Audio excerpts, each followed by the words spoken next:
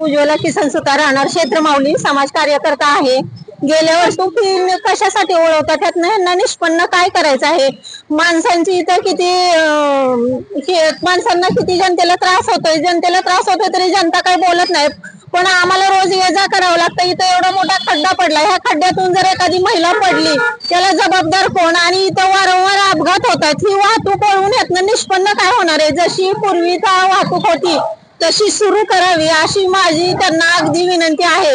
हे वाहतूक वळवल्यामुळे फार वाहतुकीची कोंडी होती। सगळीकडून येणाऱ्या गाड्या एका ठिकाणीच मिळतात आणि महिलांची जास्त कोंडी होती। आता शाळा चालू झाल्यात, शाळेत मुलांना सोडायला जावं लागतं महिलांना, मग त्यासाठी त्यांची ती होणारी कसरत।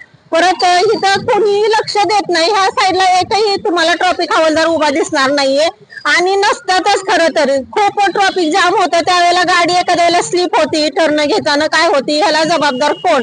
तरी तुम्ही मला अगदी तुम्हाला हात जोडून तुम्हाला विनंती आहे, तुम्ही वाहतूक पूर्वता होती तशी सुरू करावी, एवढं मी तुम्हाला सांगू इच्छिते।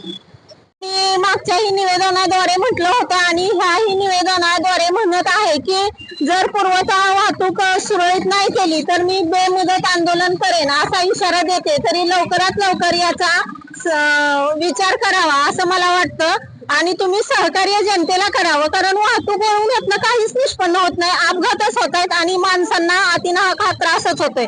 म्हणून तुम्ही वाहतूक पुरवठा करा, लवकरात लवकर या गोष्टीचा विचार करा, नाहीतर खरोखर मी एकटी आंदोलनाला बसेन, बेमुदत आंदोलन करेन।